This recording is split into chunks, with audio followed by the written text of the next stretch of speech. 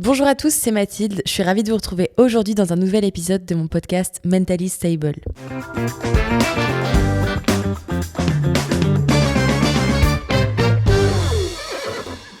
Hello, comment ça va ? Je suis trop contente de vous retrouver. Aujourd'hui, j'enregistre en live. Voilà, vu que je sais très bien m'organiser, je vous enregistre cet épisode et je dois directement le monter et le poster. J'avais promis que je prendrais de l'avance. Peut-être que je vais enregistrer l'épisode de la semaine prochaine, lundi. Mardi, je ne sais pas. Mais en tout cas, pour l'instant, on est vraiment en live. On se retrouve sous le soleil de Normandie. Vous ne pouvez pas le voir, mais je vous assure que la météo est exceptionnelle. En ce moment, j'ai énormément de chance. Là, je passe une semaine avec mes chevaux et après, je vais dans le sud profiter du... Je sais pas pourquoi, je vous raconte ma vie. Je sais pas si ça vous intéresse, mais je vous donne des news. Voilà, là, on est en Normandie. Ça fait une semaine, je suis arrivée lundi. Non, ça fait 4 jours que je suis là. J'ai monté les chevaux mardi, mercredi, aujourd'hui. Ils sont super. Donc j'ai monté Calici et GQ. Et Sligo, je lui ai juste fait des câlins parce qu'il est trop mignon. Et voilà, je lui donne plein de carottes dans son pré. Voilà pour les news, les 3 vont bien. Et d'ailleurs, en parlant des 3, on ne va pas parler des 3 aujourd'hui, puisque si vous avez bien lu l'épisode, le titre que j'ai écrit moi-même, donc je sais comment l'épisode s'appelle, c'est mon histoire avec ma jument. Pour plusieurs raisons, on va parler de ça aujourd'hui. La première étant que cette star... Cette queen internationale fête son anniversaire demain. Demain, c'est l'anniversaire de Calici. Elle va avoir 7 ans. Oh, elle est vieille. Elle vieillit. Les rides apparaissent. Attendez, je l'ai eue. Elle était toute petite. Elle avait 3 mois. Je l'ai achetée bébé. Et c'est ça que je vais vous raconter aujourd'hui. C'est notre histoire, comment ça s'est passé, nos galères, nos embrouilles de couple, tout ça.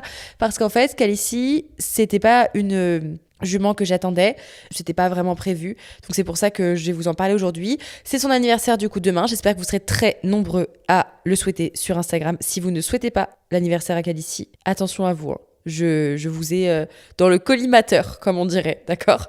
Je vous vois venir. Donc voilà, on lui souhaite tous un très joyeux anniversaire en avance. Elle prend 7 ans. En vrai, elle est née dans la nuit du 24 au 25. Donc elle est née Donc elle est née le 25 en fait. C'est un peu... J'espère que ça va pas être mal pris, mais c'est un peu comme Jésus. Voilà. C'est un peu l'esprit saint des écuries Calici du coup, parce qu'elle est née entre la nuit du 24 au 25, on sait pas trop. C'est un peu le jour de sa naissance, c'est Noël. Voilà. Donc sauf que c'est au mois d'avril et les oiseaux font cuit-cuit, c'est beaucoup mieux que décembre. J'ai toujours dit qu'elle est née le 24, en réalité ça doit être le 25. Peut-être que c'est le 24 à 23h, je l'ai pas confirmé auprès de l'éleveur, mais voilà, elle est du 24, c'est comme ça. Peut-être que c'est pas vrai, peut-être qu'en vrai elle a 7 ans le lendemain. Faudrait que je vérifie quand même parce que c'est pas très bien. Aujourd'hui, on va donc raconter sa petite histoire, son petit bout de chemin, sa vie, parce que y a trop de choses à dire en fait. Et aussi, une raison qui est cool, qui m'a poussée à faire cet épisode, c'est parce que il y a beaucoup d'entre vous, enfin les vieux de la vieille, hein, je parle pas des 3 qui ont commencé à nous suivre il y a 2 semaines, d'accord, déjà bienvenue si vous venez d'arriver, c'est une safe place ici, voilà, je n'engueule personne, mais les vieux de la vieille, là, les gens qui sont arrivés à l'époque, comme on dirait, tard l'époque, en 2019, messieurs, dames, merci d'être là depuis tout ce temps, mais... En fait, il y en a beaucoup qui sont arrivés parce que... déjà, il y en a qui sont là depuis plus longtemps que 2019, hein, je tiens à le préciser. Mais 2019, c'est l'année où j'ai acheté Calici. Et du coup, évidemment, pour buzzer sur tout ça, j'ai fait une vidéo YouTube, hein, parce qu'on saisit les opportunités, donc j'allais pas passer à côté de ça.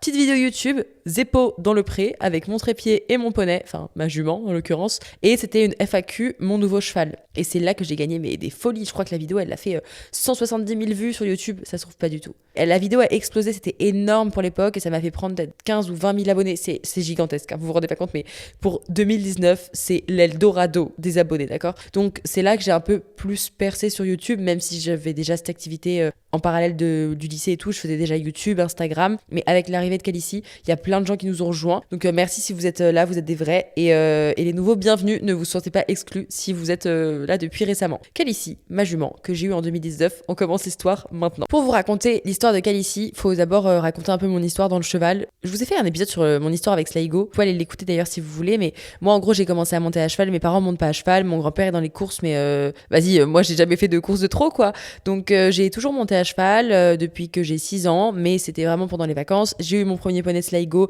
c'est une autre histoire que vous pouvez aller écouter dans un autre épisode de Mentally Stable qui est sorti, ça s'appelle Entre amour et haine, ma vraie histoire avec Sligo, ou ma vraie relation. Une fois que j'ai Sligo, tout s'est super bien passé, la vie a fait que on devait faire du saut et on a finalement fait du dressage, hyper cool, j'ai fait du concours avec lui très très peu, j'ai dû faire 6 concours dans ma vie, d'accord, sauf que après ma terminale, donc qui était en 2019, j'ai choisi d'intégrer une classe préparatoire aux grandes écoles de commerce, une CPGE, voilà, la prépa la fameuse, qui laisse peu de temps pour monter à cheval, donc j'avais toujours mon poney que je montais, mais je ne faisais plus de concours, et en fait à ce moment-là, j'étais en train de réfléchir à éventuellement acheter un cheval, mais c'était vraiment dans un coin de ma tête, ok, c'était pas du tout prévu.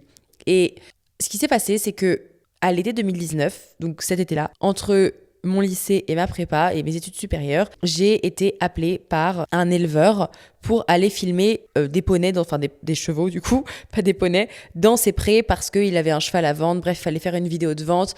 Et cet éleveur, je le connais pour une simple et bonne raison, c'est que, remise en contexte, l'endroit où j'ai acheté Sligo, mon premier poney, en 2012, oh c'est vieux, c'est en Mayenne, près de Laval, à Martigny-sur-Mayenne, à l'élevage de l'Aulne. Et en fait, genre à 5 minutes, 10 minutes en voiture, juste à côté, il y a un autre élevage qui s'appelle le Haras du LH. Et autant l'élevage de l'Aulne faisait des poneys Connemara, autant le Haras du LH fait des chevaux de sport. Et j'ai rencontré l'éleveur, il y a belle lurette quand j'étais petite avec Sligo parce que, enfin bref, il connaissait l'éleveur de mon poney et ils se connaissaient entre eux et j'avais déjà déjeuné avec lui. Et on avait toujours dit, depuis que j'étais petite, si on achète un cheval de dressage, on l'achètera en France, ok, on soutient l'élevage français et on l'achètera au LH parce qu'on le connaît, les chevaux sont bien et tout et c'est un bon élevage.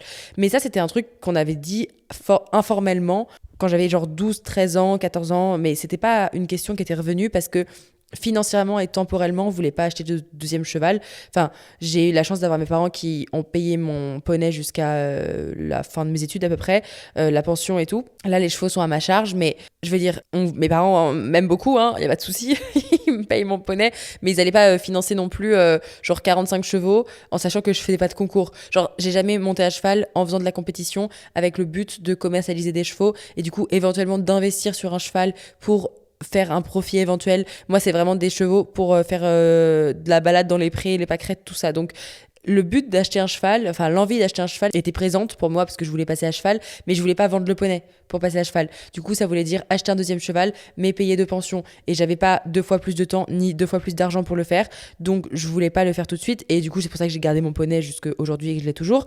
Mais au moment où en 2019, on m'appelle pour faire des vidéos dans cet élevage que je connais, parce que je le connais depuis toujours, j'ai pas forcément l'envie d'acheter un cheval parce que je cherche pas un poulain, j'ai pas forcément le budget pour acheter un cheval de dressage à 30, 40, 50 000 euros, un cheval par exemple de 3 ans avec un bon papier, j'ai pas ce budget là parce que à nouveau je fais pas de concours, genre je vais pas acheter un cheval ce prix là pour aller faire de l'amateur 3, enfin faut se détendre. Du coup, j'ai pas le budget, j'ai pas le projet d'acheter un cheval, j'ai pas trop la vision, mais dans un coin de ma tête, je me suis toujours dit que si j'achetais un cheval, je l'achetais là-bas. Mais en même temps, c'est pas trop, enfin, c'est pas dans ma tête. Voilà, vraiment, je vais à cet endroit-là, à l'élevage, en me disant, juste, je vais faire ma vidéo. C'est le seul et unique raison pour laquelle j'y vais. Ce qui se passe, c'est que je prends du coup mon petit train, j'arrive à la gare à Laval, il vient me chercher, l'éleveur, et on va faire la petite vidéo. Il lui en restait 3 à vendre en réalité, et il y avait un des poulains qui était à vendre, qui partait aux ventes aux enchères en Allemagne, aux ventes élites, et du coup ils ont besoin c'est des ventes en ligne je crois, et ils ont besoin d'une vidéo de présentation du poulain pour les acheteurs.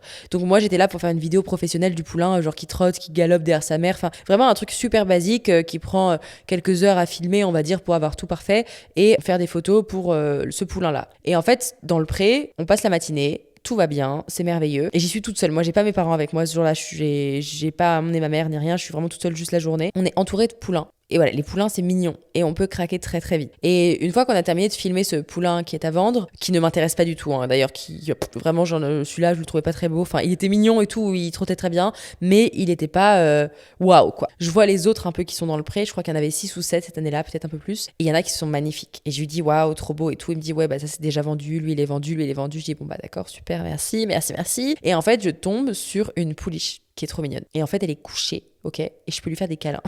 Et elle est trop mignonne.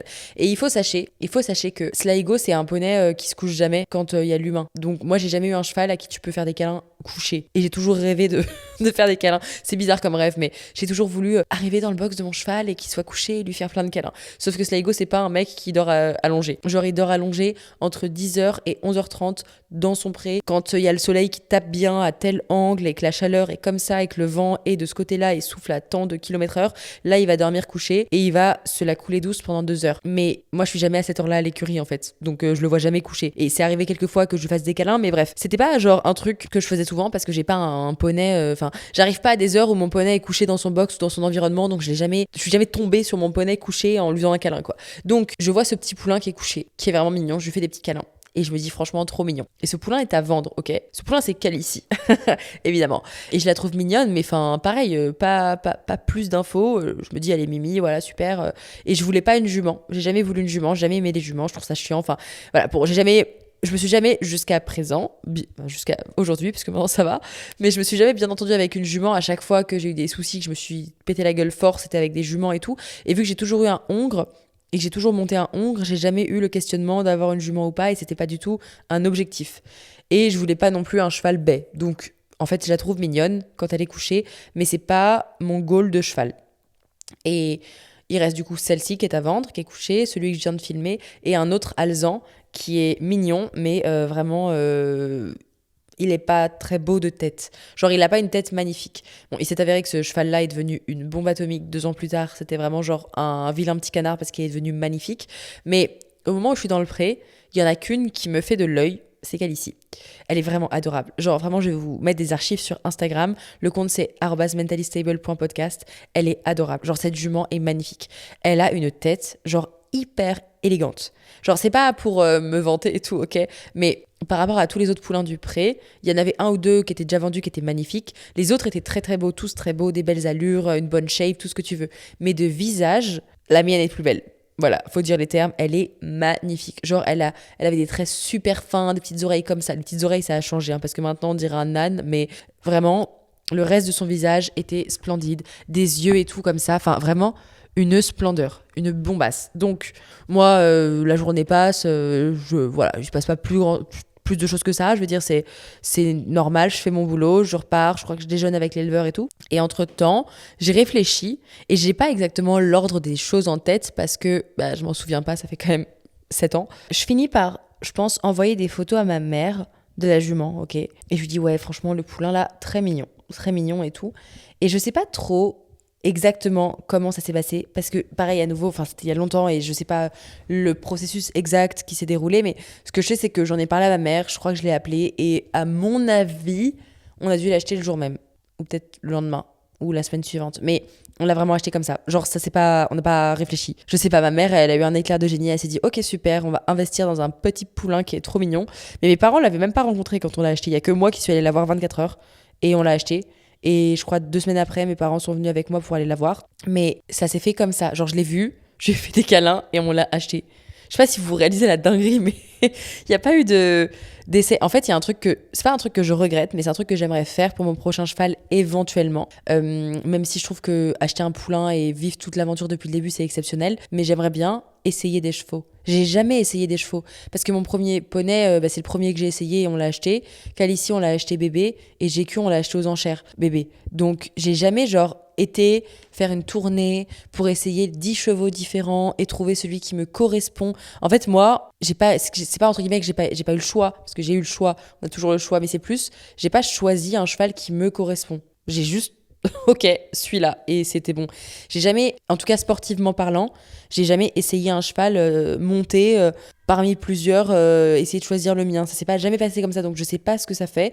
Vu que je sais pas faire des choix, je sais pas si c'est quelque chose que je pourrais vraiment en réalité faire. Mais en tout cas, pour Calici, ça s'est fait comme ça. On l'a laissée à l'élevage jusqu'à 3 ans, donc elle est restée jusqu'à 2021 dans le pré, là-bas en Mayenne. J'allais la voir 2-3 fois par an parce que moi j'habitais à Paris et après j'habitais à Lille, donc je pouvais pas y aller très régulièrement. Mais du coup à ce moment-là, elle est au pré, elle est avec d'autres pouliches qui ont le même âge qu'elle ou 1 an de plus et aussi des vieilles juments. Et en 2021, elle prend du coup 3 ans et donc on décide de la ramener avec Sligo, mon poney, à Tours, puisqu'en fait c'est une année où j'ai fait un Erasmus, donc je partais aux Pays-Bas pour mes études pendant 6 mois à peu près. Et du coup, pendant 6 mois, j'allais pas monter à cheval. Enfin, je suis revenue 2 fois, mais j'allais pas emmener mes chevaux. Et du coup, dans tous les cas, mon poney Sligo allait être à la campagne parce que je voulais pas le laisser. Enfin, en gros, mon poney m'a suivi pendant mes études. Donc, au moment où je pars pour faire mes études, où est-ce qu'on le met ? Vous voyez, c'est ça la question. Donc, on l'a remis à la campagne, là où j'ai passé tous mes galops, dans le poney club historique de là où j'ai commencé à monter à cheval.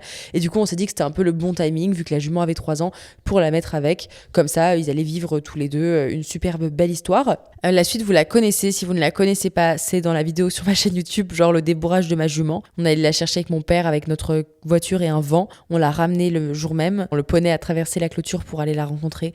Et depuis ce jour-là, on n'avait pas pu les séparer. Enfin, là, ils sont plus ensemble parce que lui, il est dans un pré avec d'autres potes et elle est avec d'autres juments. Mais pendant 4 ans, enfin jusque là, en début d'année dernière, ils étaient ensemble au pré. Genre, ils n'ont pas pu être séparés. Ils ont été à Toulouse ensemble, à Tours, en Île-de-France, ils étaient ensemble au pré, sinon ils s'appelaient tout le temps, ils étaient malheureux. Et dès que t'en enlevais un, l'autre appelait pendant mes 2 jours. Vraiment, c'était horrible.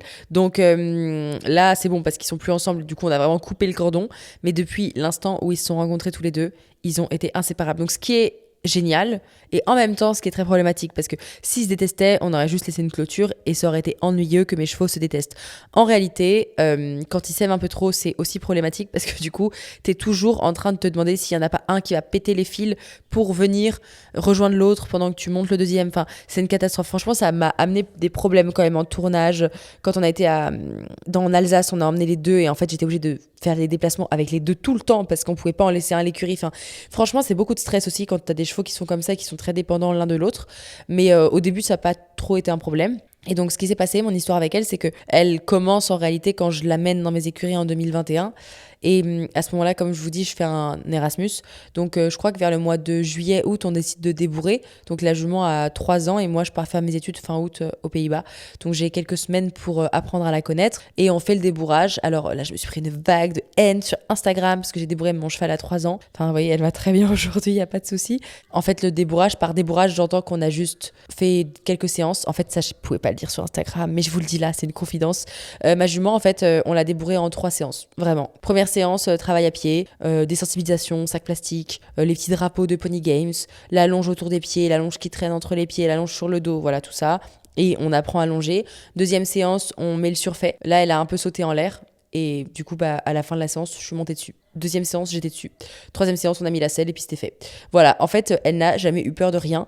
Et l'éleveur nous avait même dit, je crois, vers 2 ans, qu'en gros, elle était prête. Genre, elle était mentalement prête. Elle attendait que ça, c'était qu'on s'occupe d'elle, qu'on s'occupe d'elle, qu'on s'occupe d'elle. Et du coup, tout a été toujours facile avec elle. Enfin, non, pas du tout, mais en tout cas, sur le plan du débourrage, tout a été facile. On l'a emmenée en forêt, elle a jamais fait de conneries. Les premiers départs au galop, on les a fait en forêt, en ligne droite, derrière un autre cheval. Elle a toujours été mignonne. Enfin, vraiment, on l'a débourrée comme un poney de campagne trop mignon qui fait de l'extérieur, ce qui l'a rendu vraiment pratique. Et dès le début de son débourrage, en tout cas tous les 3 séances, et puis on en a fait d'autres après, des séances de travail à pied, mais on a toujours fait du travail de désensibilisation aux éléments extérieurs, du travail de mobilisation latérale, déplacement des hanches, des épaules, session de la nuque, reculer, enfin tout ça, ce qui fait que c'est une jument qui est quand même très pratique. Genre elle répond, tu touches la hanche avec le stick, elle va se décaler, enfin elle est dressée parce qu'on l'a fait à 3 ans, et ça, avec GQ, on l'a pas fait et je le vois aujourd'hui, donc il faut que je le rattrape le retard.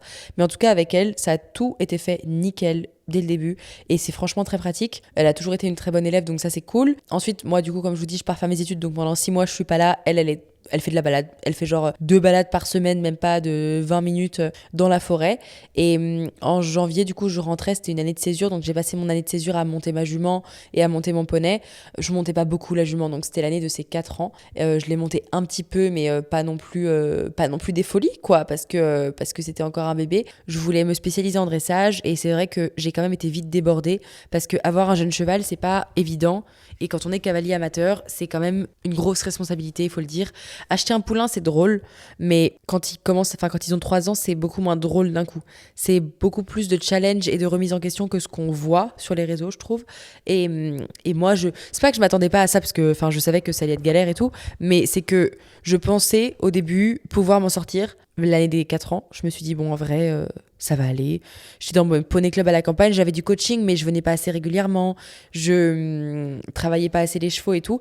Et je me disais, je peux m'en sortir, et je peux m'en sortir même sans cours. Grosse erreur, pas du tout.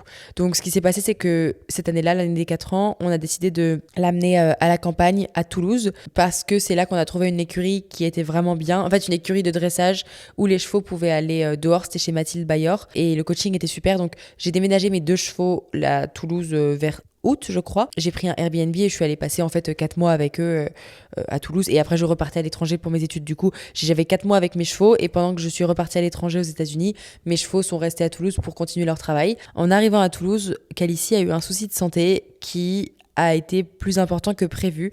En fait, elle a eu un petit problème de dents. Quand on était à Tours, juste avant de déménager, genre vers juillet, on l'a fait voir à un dentiste qui se déplace, qui est pas du coin et tout, et qui est normalement très bon et qui a mis bref, il a fait comme une petite erreur, mais on sait pas vraiment si c'est une erreur et on saura jamais si c'est une erreur ou si c'est la jument qui a mal réagi, mais bref, ça s'est pas hyper bien passé. Sur le coup, il y a rien eu, mais en gros, elle avait un diastème, donc c'est un trou, elle avait les dents du bonheur, si vous voulez, voilà, les dents du bonheur, mais dans les molaires, donc un espace entre deux dents qu'on a soigné. Et en fait, on arrive à Toulouse, donc ça avait été soigné genre un mois avant, peut-être moins de temps. On arrive à Toulouse, une semaine après qu'on soit arrivé à Toulouse, elle fait un abcès. Et au début, c'est rien, mais on doit faire des radios à la clinique du cheval de Toulouse, et ça prend 30 ans, et c'est super chiant et tout. Et là, l'abcès, il devient de plus en plus gros, mais genre vraiment énorme. Genre, ça devient un pamplemousse. Et la clinique de Toulouse vient, et ils font les soins, mais moi, je tombe dans les pommes, tellement c'est dégueu. Enfin, vraiment, c'est ignoble, ça pisse le sang. La plaie, elle est grosse comme mon poing, enfin, c'est énorme. Et la jument, elle mange plus, elle est à je sais pas combien de fièvre, et c'est Toulouse, donc il y a des mouches et des moucherons, donc ils viennent sur la plaie, enfin, c'est vraiment crade. Et elle est amorphe dans son pré, et du coup mon poney aussi est amorphe, et on n'a pas de solution parce que la clinique de Toulouse, enfin en tout cas les vétérinaires du coin là, je sais pas, ils n'avaient pas de solution pour l'opérer immédiatement parce qu'il fallait en fait arracher la dent. Voilà, c'était la solution. Donc ce qu'on a fait, c'est qu'on l'a mise dans un camion et on l'a fait transporter jusqu'en Belgique chez Equitom, où elle est restée 6 semaines, les gars, 6 semaines. On l'a transportée, elle a été opérée genre 4 jours après, et après il fallait faire un contrôle à 7 jours après opération, 10, 14 et je sais plus combien de jours. Bref, il y avait des contrôles à faire, donc dans tous les cas, on préférait qu'elle reste là-bas pour qu'elle fasse les contrôles plutôt que de faire l'aller-retour. Parce que Toulouse, la Belgique, c'est un sacré trajet, hein. Je peux vous dire que pour l'avoir fait du coup avec la jument, ça fait un petit bout de chemin. Donc on a préféré la laisser en Belgique. Je suis allée la voir une ou deux fois pendant qu'elle était chez Equitom, qui s'en sont très bien occupés d'ailleurs, un grand merci à eux. Et ils ont tout fait super. Elle est revenue du coup avec une dent en moins, mais de l'énergie en plus et de la joie de vivre. Et en fait, du coup, elle est revenue à Toulouse, mais vers novembre, décembre. Donc j'ai emmené mes chevaux à Toulouse pour les bosser. Et, et j'avais pas mes chevaux, parce que du coup, elle était en Belgique parce qu'elle avait des problèmes de santé. Donc j'ai fait au mieux, mais j'ai pas eu ma jument à travailler. Je l'ai montée, je crois, une fois avant de partir à l'étranger en janvier. Donc j'ai pas eu beaucoup de travail et d'évolution sur l'année des 4 ans finalement, parce que c'est une année où on a fait de la balade, du travail à pied, et au moment où on a voulu commencer à bosser, hop, problème de santé, ça s'est réglé, c'est l'année suivante. Après l'année des 5 ans, comme je vous disais, je suis partie à l'étranger, donc là la jument a été bossée à Toulouse par Mathilde Bayor. Ça s'est super bien passé. Je suis rentrée en France vers avril-mai, et j'ai passé, je pense, 3 semaines à prendre des cours avec Mathilde à Toulouse avant de ramener mes chevaux à Tours, parce que c'est vrai que Toulouse, ça commençait à faire loin pour moi qui suis à Paris. Je pouvais pas faire les allers-retours, enfin le train c'est hyper mal desservi Toulouse, faut prendre l'avion et tout, enfin c'était vraiment une galère. Donc j'ai pas pu rester plus longtemps que ça. J'ai mis mes chevaux à Tours, donc ça c'était l'année 2024. Ils sont restés à Tours, balade, travail à pied, dressage, et à nouveau je me suis sentie dépassée, parce que même si la jument avait 5 ans et du coup elle avait 6 mois de travail, c'est pas en 6 mois de travail que tu peux arriver en tant que cavalier amateur à bosser un cheval, surtout un cheval de 5 ans qui est de sang allemand. Enfin, genre, il y a du jus dans la bête. Vous voyez, c'est pas un poney, genre, c'est pas Sligo que tu peux, genre, négocier avec. Genre, c'est une jument. C'est allemande. C'est une boule de nerfs, le truc. Tu peux pas juste monter dessus comme ça après qu'elle ait juste soit sortie du pré. Enfin, il y a vraiment, c'est une bête, quoi. Enfin, il y a quand même de l'énergie. Donc, je me suis vite retrouvée dépassée et à plus pouvoir rien faire et à pas réussir à travailler et à être désespérée par toute la situation, parce qu'en fait je pouvais rien en foutre. Enfin genre je montais dessus, je me faisais victimiser, enfin c'était horrible. Et du coup j'ai voulu la ramener à Paris pour faire un stage. Finalement c'était pas un stage, je suis restée elle est restée quasiment 1 an, donc elle a passé toute l'année de ses 6 ans à Paris, et là depuis la fin des 6 ans jusque cette année on est en Normandie à Rouen. Et globalement bon là maintenant évidemment ça se passe bien, et il y a encore des hauts et des bas, hein, c'est pas la question. Il y a vraiment des jours où c'est la galère, mais la plupart du temps, elle est super. C'est vrai que c'est une aventure. Et là, quand je regarde le temps qui passe, oh là là, on va tous pleurer. Ça fait du coup 7 ans. Bon, ça fera 7 ans en août que je l'ai. Mais elle a 7 ans là au mois d'avril. On est au mois d'avril, purée. Le temps passe tellement vite. En gros, en 7 ans, on a eu quoi ? Un gros problème de dents qui nous a valu un aller-retour en Belgique express et 6 semaines en clinique. Bon, et beaucoup d'argent dépensé. On a eu des petits ulcères gastriques l'année dernière, ça c'était merveilleux. Des soucis aux ovaires causés par le stress. pas hyper cool non plus. On a eu quoi, déferrures, je sais pas comment on dit. Elle défère. Alors ça c'est un truc, elle défère. J'ai dû mettre des fers sans pinson, donc il y a pas de pinson. Les pinsons c'est les petits triangles qui tiennent les fers sur le pied du cheval. Moi il y a pas de pinson parce que c'est pour que le pied il puisse bouger librement et bien s'élargir et hop elle les enlève dès qu'elle en a l'occasion. Donc maintenant j'ai remis des pinsons parce que sinon ça tenait pas.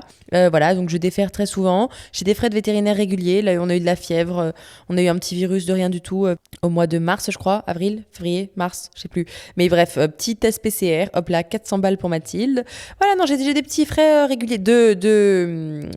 Une échographie des ovaires, 2 échographies des ovaires, 2 gastroscopies. Et sur 7 ans, quand on met bout à bout tous les frais, ça fait pas tant que ça sur 7 ans, mais quand le vétérinaire passe par là, ça fait quand même cher. Après, c'est toujours un bonheur, donc c'est pas un problème.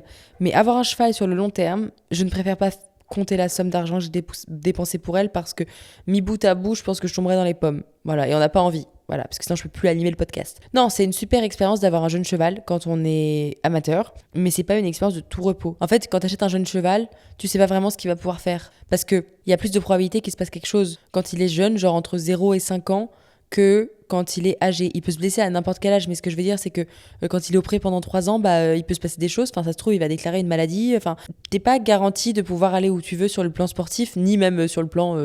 Enfin, sur aucun plan, hein, d'ailleurs, on sait pas. Mais en tout cas... T'as aucune garantie que sous la selle, il va être bien. Genre, c'est ça que je veux dire, c'est... Tu sais pas sur quoi tu vas monter dans 3 ans. Enfin, en vrai, qu'est-ce qui te garantit? Rien. Ah si, moi, je peux flex. Il y a un truc que je peux flex. La sœur de ma jument, ok? La propre sœur. La petite sœur. Je crois la petite sœur de 1 an de moins. C'est Furstine Toto? Furstine, je sais pas comment elle s'appelle. Mais c'est la jument de Charlotte Chalvignac.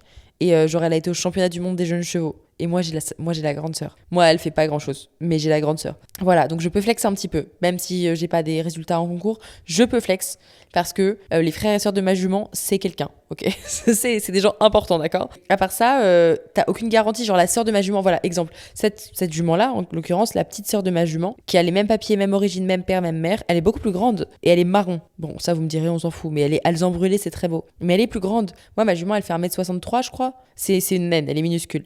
Et du coup, genre, t'as pas vraiment de garantie de ce que tu vas avoir. On savait qu'elle ferait à peu près cette taille quand on l'a achetée, mais j'aurais bien aimé qu'elle fasse 1m65 ou 67, ça m'aurait arrangé. Et sa propre sœur est beaucoup plus grande. Donc en fait, t'as pas de garantie. C'est comme quand t'as un enfant, genre, t'as pas de garantie de qu'est-ce qui va devenir. Ça se trouve, il va rien devenir, ça se trouve, il va être vraiment bête, tu vois. Et là, c'est pareil.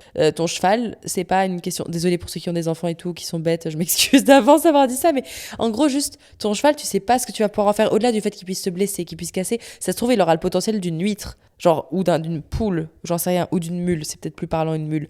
Mais il peut ne jamais rien donner. Il peut se casser une patte à 6 mois dans le pré. Il peut avoir une maladie qui fait qu'il n'est pas montable, être naviculaire, être, j'en sais rien, emphysémateux, asthmatique. Voilà. Et en fait, quand tu achètes un cheval qui a 10 ans, au moins t'as un historique. C'est quand même plus rassurant, je pense, d'acheter un cheval d'un certain âge. C'est pas le même budget, parce que c'est forcément beaucoup plus cher parce qu'il est travaillé. Enfin, si vous l'achetez travaillé, évidemment, si vous l'achetez genre pas débourré à 10 ans, c'est une autre problématique, mais je pense pas que ce soit très courant et très régulier. Si t'as un budget élevé, tu peux te permettre d'acheter un cheval déjà fait, parce que un bon cheval avec un bon potentiel et tout le travail fait, ça va coûter très cher. Qu'un cheval avec un bon potentiel bébé, ça coûtera beaucoup moins cher. Mais après, si je mets par exemple moi dans mon cas bout à bout, tout ce que j'ai dépensé pour ma jument, ok, depuis sa naissance, en 7 ans, là je pourrais m'acheter un cheval de 7 ans, mais je pourrais m'acheter une bombe atomique. Mais vraiment, je préfère pas compter, hein. On ne va pas compter ici. J'ai déjà fait un épisode sur l'argent que je dépensais dans mes chevaux. Mais là, si je rajoute tous les frais vétérinaires et que je mets tout bout à bout pendant 7 ans, en moyenne, ça doit être une fortune.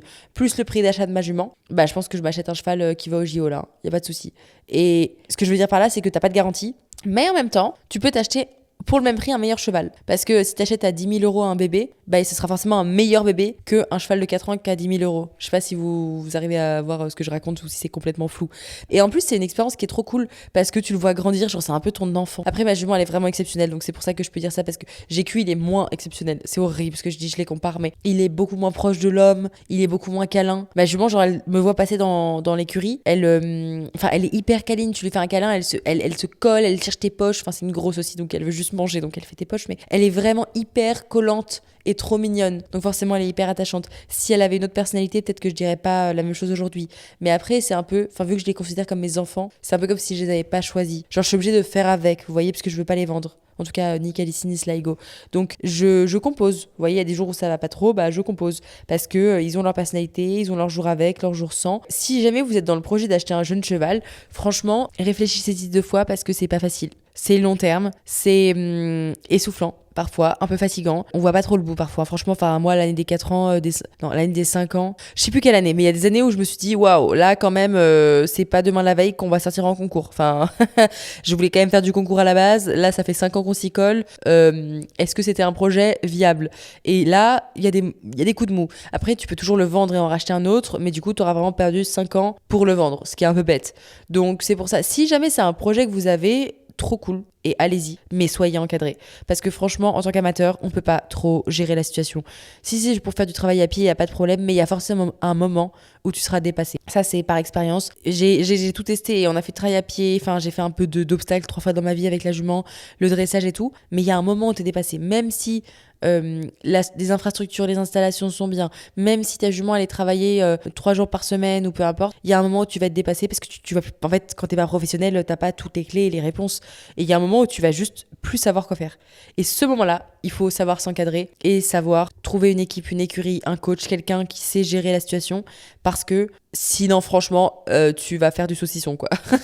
Parce que vraiment, c'est épuisant et c'est pas, enfin, je veux pas vous la vendre en mode waouh, ça a toujours été merveilleux. Franchement, il y a des jours, j'étais là en mode mais qu'est-ce que j'ai foutu, genre. Maintenant, je me retrouve avec un cheval qui a 4 ans et demi, qui est ingérable, qui s'en bat les steaks de moi, qui me marche dessus, je peux rien faire. Elle est pas dressée, je peux rien en faire. Voilà. Et ces jours-là, faut savoir se dire que ça va passer, que le cheval va grandir, que vous aussi, et que le couple ira mieux. Mais c'est pas facile. Voilà, il faut voir le bout du tunnel. Moi là, je le vois parce que elle a 7 ans et là, je l'ai montée hier. Elle était exceptionnelle, genre exceptionnelle. Je l'ai montée toute seule. J'étais là, assise dans ma selle, bien assise comme il fallait, les coudes collés, les omoplates collées. En plus, je regardais où j'allais, c'était merveilleux. Les mains fixes avec ma petite poignée dans ma selle et je faisais des galops, trop galops, parce que j'ai des problèmes de fixité de mes mains. Du coup, dans toutes mes transitions vers le trot, je mets un tout petit coup de main et donc la jument elle lève la tête, donc c'est super chiant et en reprise c'est affreux. Donc je travaille et genre là, je faisais elle partait au galop. Parce que moi, je demande mes départs au galop sur la jument sans les jambes. Parce que si je recule les jambes, elle aime pas. Genre, elle est hyper sensible. Genre vraiment, c'est une jument qui est super sensible. Ah oui, ça aussi, c'est que je me retrouve maintenant avec un avion de chasse. Genre, c'est une Ferrari, quoi. Et du coup, gérer une Ferrari quand t'es pilote de Renault Scénic, c'est pas toujours facile. Parce que j'ai toujours monté avec Sligo. Quand je passe de Sligo à GQ, y a pas de grande différence. Les deux sont assez faciles. En termes de taille, Sligo, c'est un grand poney. GQ, c'est un tout petit cheval. Donc, c'est pas non plus une énorme différence. Et GQ, ça se pilote comme un poney. Genre vraiment, tu mets les jambes, ça avance, tu tournes, ça tourne. Enfin, c'est un poney. Genre là, t'as du contact tout le temps. Il est pas chiant. C'est comme un poney. Franchement, il est pas très compliqué. Calici, il faut monter sans les mains. Genre, tu ne peux pas mettre les mains. Tu mets tes mains, c'est pas possible. Et en fait, ça, c'est aussi désespérant parce que moi, je le savais pas quand je l'ai acheté et je peux pas le savoir. Genre, tu le sais que si tu l'essayes en montant dessus, donc tu peux pas savoir si le cheval va être comme ça.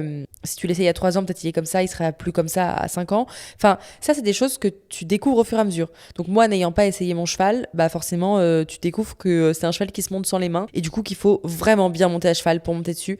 Non pas que je monte très bien à cheval, mais plus que du coup, ça m'apprend à monter sans les mains et à être quelqu'un de très précis et très méticuleux. Alors qu'avec GQ, je pourrais garder mes défauts. Vous voyez, il y a des chevaux où tu vas entretenir tes défauts parce qu'ils te forcent pas à les corriger. Elle, purée, c'est une galère, hein. Je dois me forcer à tout corriger tout le temps. Je dois monter sans serrer les mollets, en collant que les genoux et les cuisses, en étant assise dedans, en collant les coudes, collant les omoplates, en regardant où je vais, sans les mains. Alors je dois toujours, les transitions, je dois tout faire avec mes genoux. Vous imaginez ça? Parce que si je mets un peu de contact, quand elle n'a pas décidé d'en mettre, et qu'elle est tendue, mais que genre j'ai 2 grammes dans chaque doigt, si moi je mets 3,5 grammes, elle va donner un coup de tête. Tout ce que je fais comme erreur, elle le montre tout de suite. Donc c'est hyper frustrant pour moi parce que du coup je vois que je monte comme une grosse merde en fait. C'est ça qui est horrible. Genre t'imagines, t'achètes un cheval et il te le rend comme ça. Non, en vrai elle me le rend très bien, mais juste c'est là où il faut savoir s'encadrer parce que là moi j'ai ma coach qui est avec moi et que j'étais toute seule, je pense que vraiment je me serais mise au fond d'un trou avec le cheval parce que là franchement il y a des moments où c'est galère, mais galère et galère.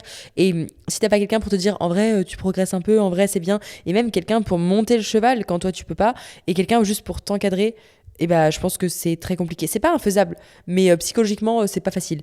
Et c'est pour ça que bah c'est cool comme aventure et que moi je l'ai acheté en sachant qu'elle serait bonne entre guillemets, je sais pas comment expliquer, mais vu qu'elle vient d'un élevage qui est bon et qu'elle a des très bons papiers et qu'elle se déplaçait comme une bombasse à je suis oulala. Oh, attendez, parce que je suis en train d'enregistrer l'épisode devant un paddock en fait. Je suis dans une maison, il y a un paddock et les chevaux viennent de se taper la tête là tous les deux. Non mais enfin, ça va pas. Bref, revenons à nos moutons. Je disais que la jument avait un bon pédigré, elle se déplaçait très bien en étant petite.